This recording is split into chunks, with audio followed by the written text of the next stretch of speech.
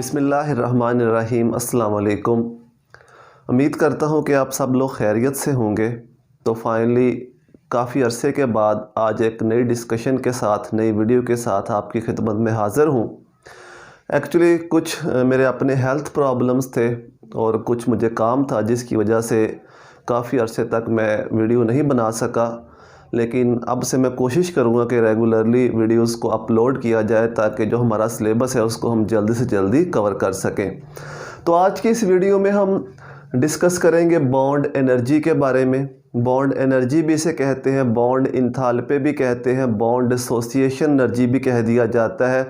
तो डिफरेंट नाम इसके लिए यूज़ होते हैं, तो सभी नामों को आपने जहन में रखना है। बॉन्ड एनर्जी भी कह देते हैं, बॉन्ड इंथाल्पी या बॉन्ड डिसोसिएशन एनर्जी भी कहते हैं। दो टर्म्स यूज़ होती हैं, पहले मैं आपको क्लियर कर दूं। एक हम कहते हैं लेटेस एनर्जी और एक हम कहते हैं बॉन्ड एनर्जी। जो लेटेस एनर्जी की टर्म है वो यूजली इस्तेमाल हम करते हैं आयनी कंपाउंड्स के लिए, जो कि हम पहले पढ़ चुके हैं। और जो बॉन्ड एनर्जी की टर्म है ये हम यूज़ करते हैं यूजली कोवलेंट कंपाउंड्स के लिए। तो चूँकि हम इस चैप्टर में कोवलेंट कंपाउंड्स के बारे में पढ़ रहे हैं मोस्टली, तो ये जो बॉन्ड एनर्जी की टर्म है ये कोवलेंट कंपाउंड्स के लिए ही इस्तेमाल होती है। इसके बरक्स जो लेटेस एनर्जी की टर्म है उसको हम आयनी कंपाउंड्स के लिए इस्तेमाल करते हैं। तो ये बॉन्ड एनर्जी या बॉन्ड इंथाल्पी होती क्या है? Amount of energy required to break all bonds of one type, एक ही तरह के bonds in one mole of a substance. किसी भी सबस्टांस के एक मोल में, एक मोल हमें पता है क्या होता है, 6.02 10⁻23 पार्टिकल्स। किसी भी सबस्टांस के एक मोल में एक ही तरह के बॉन्ड्स को तोड़ने के लिए, एक ही तरह के तमाम बॉन्ड्स को तोड़ने के लिए जो एनर्जी रिक्वायर्ड होती है उसको हम बॉन्ड एनर्जी कहते हैं।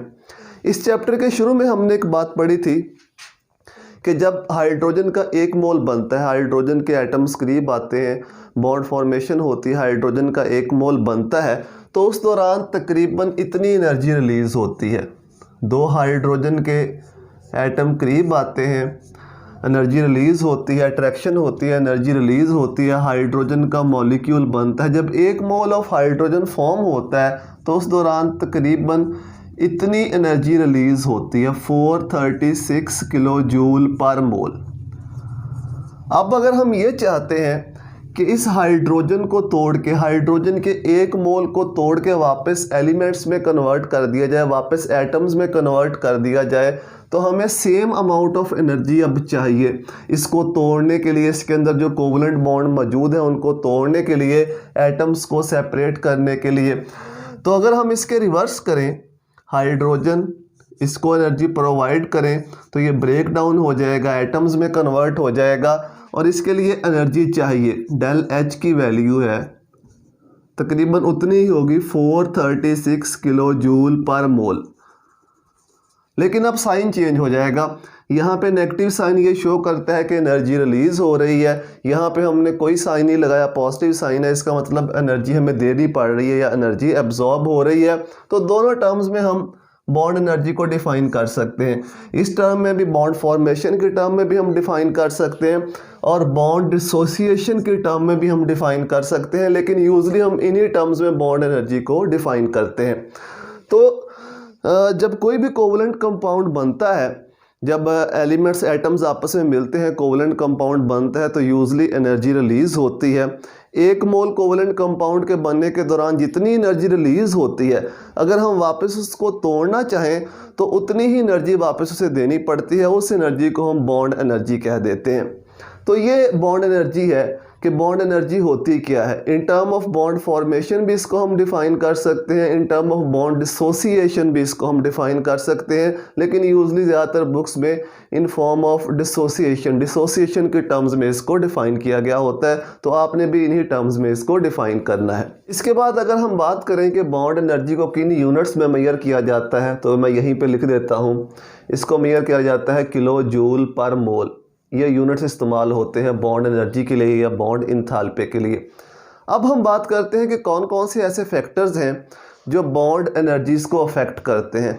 ज़ाहिर बात है तमाम सब्सटेंसेस की, तमाम कोवलेंट कंपाउंड की बॉन्ड एनर्जीज एक जैसी नहीं होंगी, डिफरेंट होंगी। तो कौन कौन से ऐसे फैक्टर हैं जो डिसाइड करेंगे कि किस कंपाउंड की बॉन्ड एनर्जी ज़्यादा होगी, किस कंपाउंड की बॉन्ड एनर्जी कम होगी। तो सबसे पहला जो इसमें फैक्टर है वो है इलेक्ट्रोनेगेटिविटी डिफरेंस। इलेक्ट्रोनेगेटिविटी डिफरेंस या इसको हम बॉन्ड पोलैरिटी भी कह देते हैं, एक ही बात है। जितना इलेक्ट्रोनेगेटिविटी का डिफरेंस ज़्यादा होगा उतनी बॉन्ड पोलैरिटी ज़्यादा होगी।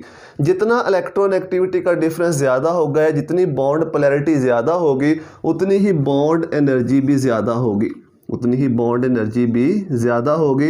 ये हम देख सकते हैं हाइड्रोजन हेलाइड्स होते हैं, उनकी अगर हम बॉन्ड एनर्जीज़ का डाटा चेक करें तो वहाँ पे हमको इजीली पता चल जाएगा कि जो हाइड्रोजन फ्लोराइड होता है उसकी बॉन्ड एनर्जी सबसे ज़्यादा होती है, फिर उसके बाद हाइड्रोजन क्लोराइड, फिर उसके बाद हाइड्रोजन ब्रोमाइड, फिर उसके बाद हाइड्रोजन आयोडाइड। एग्जैक्ट वैल्यूज़ तो मुझे नहीं याद, लेकिन आप ये देख सकते हैं क्यों इसकी ज़्यादा होती है, क्योंकि यहाँ पे इलेक्ट्रोनेगेटिविटी का डिफरेंस ज़्यादा है, बॉन्ड पोलैरिटी ज़्यादा है, बॉन्ड ज़्यादा पोलर है जो हाइड्रोजन और फ्लोरीन के दरमियान कोवलेंट बॉन्ड है।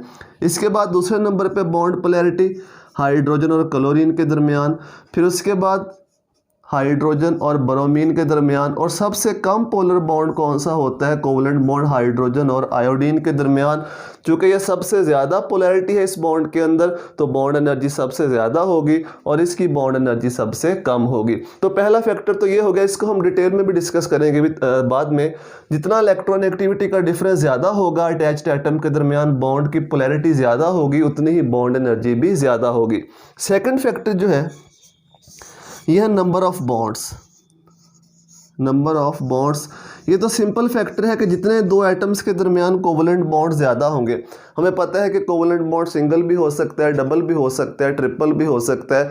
अगर सिंगल कोवलेंट बॉन्ड होगा तो कम एनर्जी चाहिए होगी उसको तोड़ने के लिए, डबल बॉन्ड हो जाएगा तो ज़्यादा एनर्जी चाहिए होगी, ट्रिपल बॉन्ड हो जाएगा तो और ज़्यादा एनर्जी चाहिए होगी। तो सिंगल बॉन्ड जो होता है, for example carbon carbon single bond, इसकी बॉन्ड एनर्जी कम होती है as compare to carbon carbon double bond, और इसकी कम होती है as compare to carbon carbon triple bond. यानी कार्बन कार्बन ट्रिपल बॉन्ड जो है इसको तोड़ने के लिए सबसे ज़्यादा एनर्जी, क्योंकि ट्रिपल बॉन्ड है, 6 इलेक्ट्रॉन्स आपस में शेयर्ड है, तोड़ने के लिए ज़्यादा एनर्जी चाहिए। यहाँ पे 4 इलेक्ट्रॉन की शेयरिंग हो रही है, थोड़ी कम एनर्जी चाहिए। यहाँ पे सिर्फ 2 इलेक्ट्रॉन की शेयरिंग हो रही है तो उससे भी कम एनर्जी चाहिए। जितने कोवलेंट बॉन्ड ज़्यादा होंगे दो एटम्स के दरमियान, उतनी ही जो बॉन्ड एनर्जी होगी वो भी ज़्यादा हो जाएगी। और थर्ड फैक्टर है size of atom. Size of atom भी इफेक्ट करता है बॉन्ड एनर्जीज को। साइज ऑफ एटम, यहीं से इसी एग्जांपल से हम देख लेते हैं जो हाइड्रोजन हेलाइड की हमने एग्जांपल ली थी। हाइड्रोजन का साइज़ तो नहीं चेंज होगा, हेलोजेंस का साइज़ चेंज होता जाएगा। फ्लोरीन का साइज़ सबसे छोटा होता है, उसके बाद क्लोरीन का साइज़, फिर उसके बाद ब्रोमीन का साइज़, फिर उसके बाद आयोडीन का साइज़। जितना साइज़ बड़ा होगा एटम का उतना ही कोवलेंट करैक्टर बढ़ जाएगा। बॉन्ड के अंदर जो कोवलेंट करैक्टर है वो उतना ज़्यादा हो जाएगा। इस बात को आपने समझना है कि जितना एटम का साइज़ बड़ा होगा, हाइड्रोजन का साइज़ तो नहीं चेंज हो रहा है, ये तो सेम रहेगा, सेम हाइड्रोजन का साइज़, लेकिन हेलोजन सबसे छोटा फ्लोरीन होता है, उसका बड़ा साइज़ क्लोरीन का, उससे बड़ा साइज़ ब्रोमीन का, और सबसे बड़ा साइज़ आयोडीन का।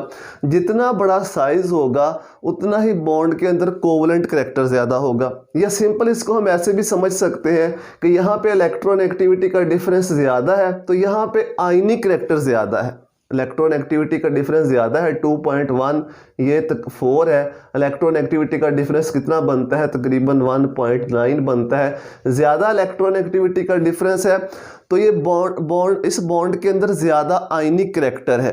कोवलेंट करैक्टर तो है ही है, लेकिन बहुत ज़्यादा आयनिक करैक्टर भी मौजूद है। उस ज़्यादा आयनिक करैक्टर के होने की वजह से इस बॉन्ड को तोड़ना कदरे मुश्किल है। हमें पता है कि जो आयनिक बॉन्ड होता है वो स्ट्रांग होता है एज़ कम्पेयर टू कोवलेंट। यहाँ पे अगर हम आए तो हाइड्रोजन की इलेक्ट्रोनेगेटिविटी 2.1, आयोडीन की जो इलेक्ट्रोनेगेटिविटी वो होती है 2.4, तो डिफरेंस कितना बनता है, तकरीबन 0.3 का डिफरेंस बनता है। ये डिफरेंस बहुत कम है, तो यहाँ पे जो आयनिक करैक्टर है इस कोवलेंट बॉन्ड का वो बहुत कम है।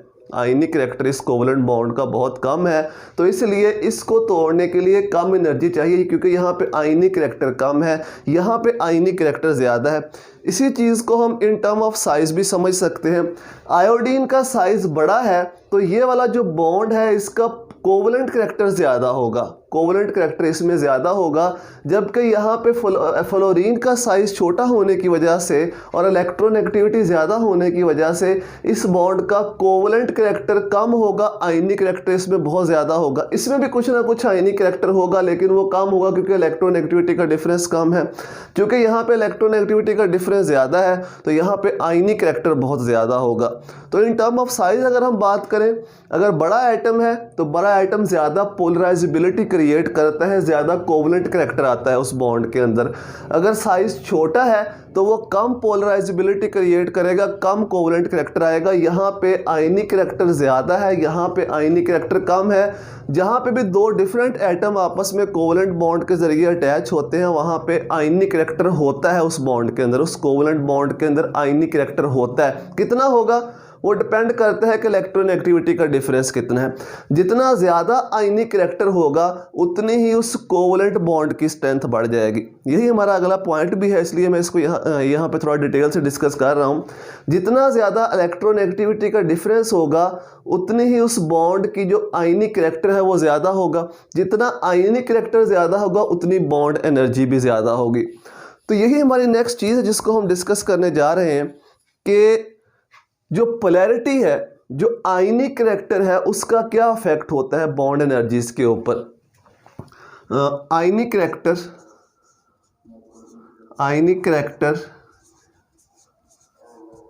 And bond energies, ionic character and bond energies. Ionic character का बॉन्ड एनर्जीज के ऊपर क्या इफेक्ट होता है। अब यहाँ पे हम दो टर्म्स यूज़ करेंगे। एक हम यूज़ करेंगे कैलकुलेटेड डाटा या कैलकुलेटेड बॉन्ड एनर्जी, एक हम यूज़ करेंगे हाइपोथेटिकल बॉन्ड एनर्जी और कैलकुलेटेड या एक्सपेरिमेंटल बॉन्ड एनर्जीज क्या होती हैं। फॉर एग्जांपल हमने HCl के लिए कंपेयर करना है कि HCl की बॉन्ड एनर्जी कितनी होगी। HCl के लिए हमने कैलकुलेट करना है, फाइंड आउट करना है कि इसकी बॉन्ड एनर्जी क्या होगी। पहले हम इसके लिए थ्योरेटिकल बॉन्ड एनर्जी कैलकुलेट करेंगे, एक डाटा से ऑर्गेनाइज्ड वे में थ्योरेटिकल बॉन्ड एनर्जी कैलकुलेट करेंगे। फिर हम देखेंगे कि एक्सपेरिमेंट हमें क्या बताते हैं, जो एक्सपेरिमेंटल बॉन्ड एनर्जी है वो कितनी है। अगर दोनों के दरमियान डिफरेंस आ रहा है तो वो किस वजह से आ रहा है, उस डिफरेंस की वजह क्या है और कितना डिफरेंस आ रहा है। तो ये चीज़ हमने यहाँ पे डिस्कस करनी है कि आयनिक करैक्टर का बॉन्ड एनर्जी के ऊपर क्या इफेक्ट होता है। ये बात मैंने आपको यहाँ पे बता दी कि हर कोवलेंट बॉन्ड का कुछ ना कुछ आयनिक करैक्टर होता है। कितना होगा वो डिपेंड करता होता है कि इलेक्ट्रोनेगेटिविटी का डिफरेंस क्या है। यहाँ पे इलेक्ट्रोनेगेटिविटी का डिफरेंस ज़्यादा है तो इस कोवलेंट बॉन्ड का आयनिक करैक्टर ज़्यादा होगा। यहाँ पे इलेक्ट्रोनेगेटिविटी का डिफरेंस कम है तो इस कोवलेंट बॉन्ड का जो आयनिक करैक्टर होगा वो कम होगा। अब इस आयनिक करैक्टर का बॉन्ड एनर्जीज के ऊपर क्या इफेक्ट होता है उसको हमने डिस्कस करना है। उसके लिए पहले हम हाइपोथेटिकल या थ्योरेटिकल बॉन्ड एनर्जी कैलकुलेट करेंगे। एक डाटा को लेकर चलेंगे ऑर्गेनाइज्ड वे में और देखेंगे कि कितनी बॉन्ड एनर्जी होनी चाहिए HCl की। फिर हम देखेंगे कि हमें एक्सपेरिमेंटल वैल्यूज़ क्या बताती हैं और कितना डिफरेंस आता है और वो डिफरेंस क्यों आता है एक्सपेरिमेंटल वैल्यू के अंदर और थ्योरेटिकली कैलकुलेटेड वैल्यू के अंदर। तो इसके लिए हमें करना क्या पड़ेगा, हमें पता है कि जो हाइड्रोजन है, हाइड्रोजन इसकी जो बॉन्ड एनर्जी है वो होती है 436 किलो जूल पर मोल। 436 किलो जूल पर मोल ये हाइड्रोजन की बॉन्ड एनर्जी है, यानी हाइड्रोजन के एक मोल को तोड़ने के लिए इतनी हमें एनर्जी चाहिए। एक मोल का मतलब है कि कितने बॉन्ड्स, 6.02 10⁻23 बॉन्ड्स। एक मोल का यही मतलब है, कैलकुलेशन को ज़रा समझना है।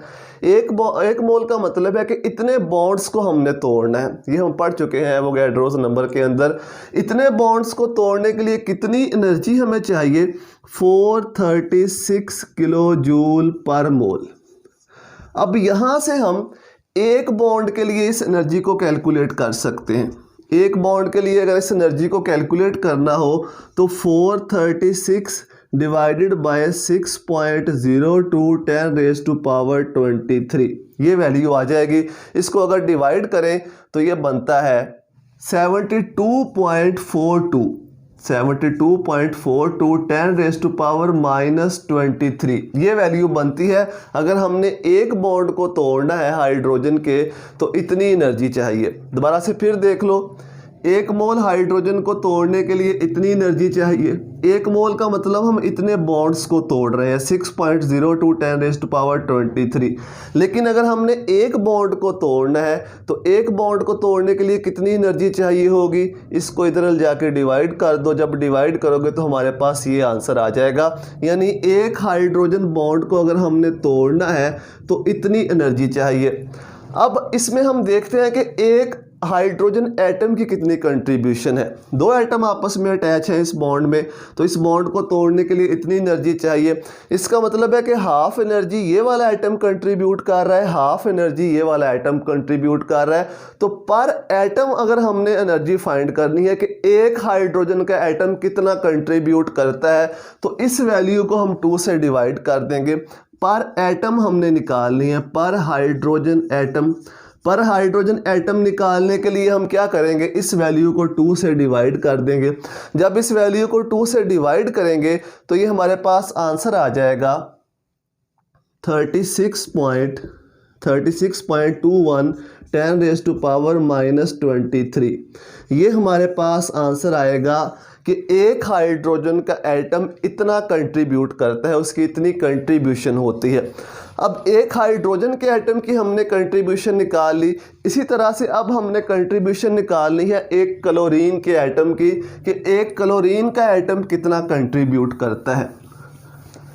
एक क्लोरीन के एटम की कितनी कंट्रीब्यूशन होगी वो हमने फाइंड आउट करनी है। तो वो भी हम इसी तरीके से फाइंड आउट करेंगे जैसे हमने ये वाला फाइंड आउट किया है। तो क्लोरीन की जो बॉन्ड एनर्जी होती है, क्लोरीन की जो बॉन्ड एनर्जी होती है, ये होती है 240 किलो जूल पर मोल। यानी एक मोल क्लोरीन को तोड़ने के लिए, एक मोल बॉन्ड्स को तोड़ने के लिए इतनी एनर्जी चाहिए क्लोरीन के। तो एक मोल का मतलब है कितने bonds, 6.02 10 raise to power 23 bonds. इतने बॉन्ड्स को हमने तोड़ना है, कितनी एनर्जी चाहिए, 240 किलो जूल पर मोल। अगर हमने एक बॉन्ड को तोड़ना हो फॉर वन बॉन्ड, ये क्या हो जाएगा, 240 divided by 6.02 10 raise to power 23। इसको डिवाइड करेंगे तो ये आ जाएगा 39.86 10 रेज़ टू पावर -23। यानी एक बॉन्ड को तोड़ने के लिए इतनी एनर्जी चाहिए क्लोरीन के, एक बॉन्ड को तोड़ने के लिए इतनी एनर्जी चाहिए। तो अब इसमें एक एटम कितना कंट्रीब्यूट करेगा, ये तो दो एटम की कंट्रीब्यूशन है ना, ये दो एटम की कंट्रीब्यूशन से एक बॉन्ड बना है। तो इसमें एक एटम की कितनी कंट्रीब्यूशन होगी वो हम निकाल लेते हैं। पर एटम, एक एटम की कंट्रीब्यूशन निकालने के लिए हमें क्या करना पड़ेगा, इस वैल्यू को 2 से डिवाइड कर दो। जब इस वैल्यू को हम 2 से डिवाइड करेंगे तो ये हमारे पास आंसर आ जाएगा 19.93 multiplied by 10 raise to power -23। ये कंट्रीब्यूशन आ गई क्लोरीन के एटम की, कि एक क्लोरीन का एटम इतना कंट्रीब्यूट करता है। अब हमने निकालना किसके लिए है, HCl के लिए। तो HCl को फाइंड करने के लिए हाइड्रोजन और क्लोरीन दोनों के जो हमने पर एटम एनर्जी निकाली है उसको हम ऐड कर देते हैं। तो जब ऐड करेंगे ये बन जाएगा 36.21 10 रेज़ टू पावर 23 -23। ये आ गई हाइड्रोजन की कंट्रीब्यूशन। सॉरी, क्लोरीन की कंट्रीब्यूशन कितनी है, 19.93 multiplied by 10 raise to power -23। ये कंट्रीब्यूशन आ गई क्लोरीन की। अब इन दोनों को ऐड करो, जब इन दोनों को ऐड करोगे तो ये बन जाएगा 4 46.14 multiplied by 10 raise to power -23। यानी जो एक हाइड्रोजन और क्लोरीन का जो एक बॉन्ड होगा टोटल इतनी एनर्जी को वो कंट्रीब्यूट करेगा। अब हमने इसको एक मोल में कन्वर्ट करना है, तो एक मोल में कन्वर्ट करने के लिए हम क्या करेंगे, इसको एवोगैड्रोस नंबर से मल्टीप्लाई कर देंगे इस वैल्यू को।